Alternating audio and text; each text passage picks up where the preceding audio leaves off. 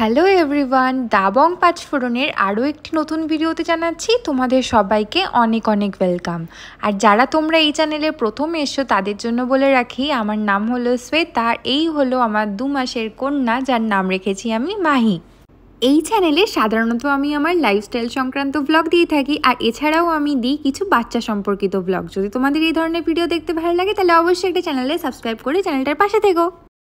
তাহলে চলো আজকের ভিডিওটা শুরু করা যাক। আজকে না জানকি ছুটি নিয়েছে। জানকি হলো আমার হাউস হেল্প, আর আজকে ভাবলাম যেহেতু আমি 1.5 মাস বাড়িতে ছিলাম না ওই জন্য ভাবলাম যে আজকে নিজের হাতে পরিপাটি করে রান্নাঘরটা বেশ গুছিয়ে নেওয়া যাক।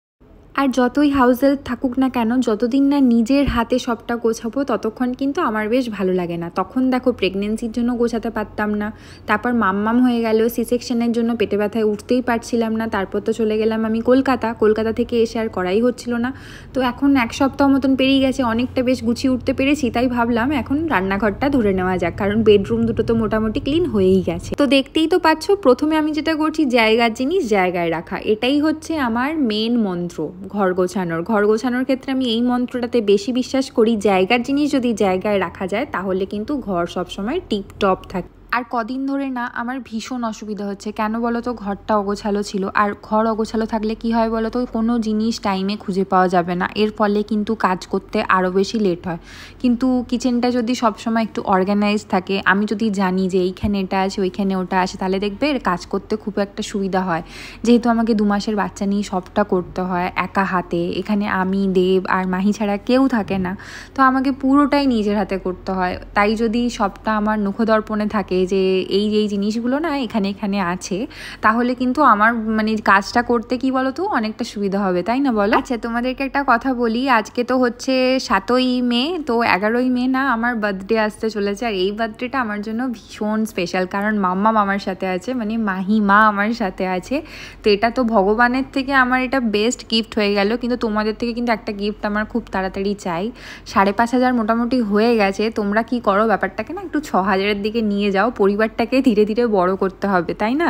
যাই হোক, তোমাদের যদি আমার ভিডিও ভালো লাগে তাহলে তো তোমরা অবশ্যই সাবস্ক্রাইব করবে, সেটা আমি জানি। আর মোটামুটি দেখলে কিচেনটা কিন্তু অর্গানাইজ করা হয়ে গেছে। আর একটা জিনিস কি বলো তো, মানে একবারে যদি আমি পুরো কাজটা করতে যাই তাহলে কিন্তু হবে না। আমি যেহেতু এটা রাতের বেলা করছিলাম, কারণ মাহি ঘুমিয়ে পড়েছে, এখন মোটামুটি ধরে নাও 7টা 7:30 মতন বেজে গেছে। এরপর আমাকে ডিনার বানাতে হবে, অনেকটা প্রেশার আছে আমার ওপর। তো একবারে যদি আমি ডিপ ক্লিন করতে যাই না তাহলে অনেকটা প্রবলেম হয়ে যাবে।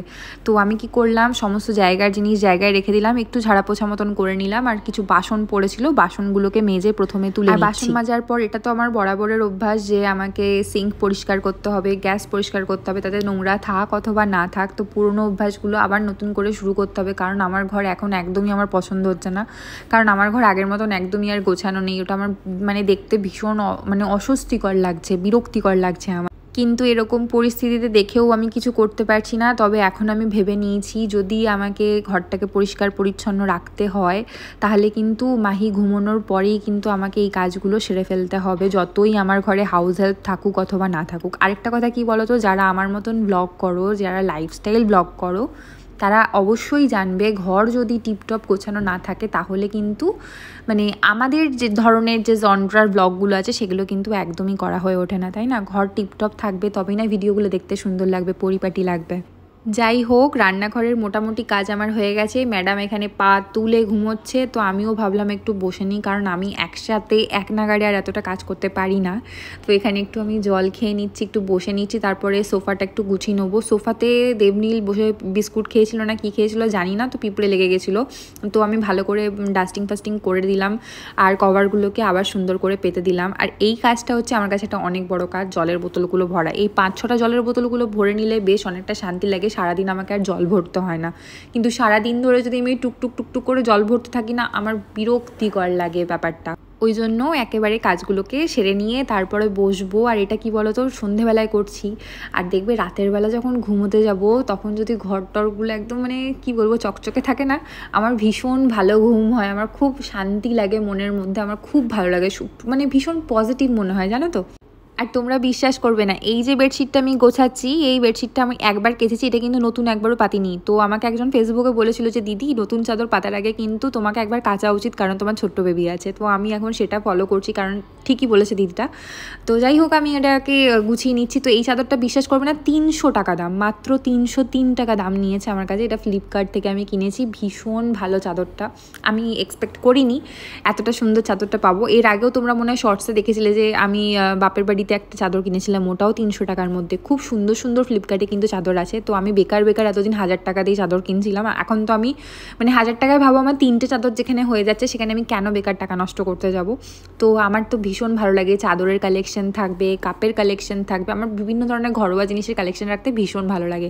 তো যাই হোক, মোটামুটি সব কাজ হয়ে গেছে। এবার ওয়াশিং মেশিন চালিয়ে দেবো, সকালবেলায় এসে তো জানকি এগুলো মেলে দেবে।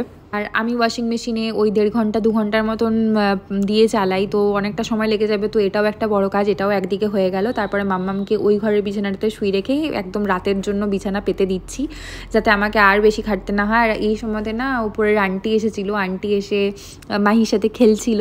তো সেই ফাঁকে আমি একটু চট্টর করে কাজগুলো করে নিচ্ছিলাম আর কি, কারণ ছোট্ট বাচ্চা নিয়ে বুঝতে পারছো তো, দৌড়ে দৌড়ে কাজ করতে হয়। আর ব্যাস বিছানা গোছানো হয়ে যাবে, তারপর ঘরটাকে ঝাড় দিয়ে নেবো। তো আন্টি যখন ছিল তখনই আমি ঝাড়টা দিয়ে নিয়েছি একদম তাড়াহুড়ো করে। তো বিছানাটা একদম সুন্দর পাতা হয়ে গেছে, এবার ঝাড়টা দিয়ে নেবো। তার একদম জানকি এসে না সকালবেলা অবাক হয়ে গেছে যে দিদি তুমি এত সুন্দর করে রান্না করে কখন পরিষ্কার করলে। আর আমারও শুনতে বেশ ভালোই লেগেছিলো কথাটা, যে না যাক, আমি তার ঘরের কাজটা ভুলে যাইনি।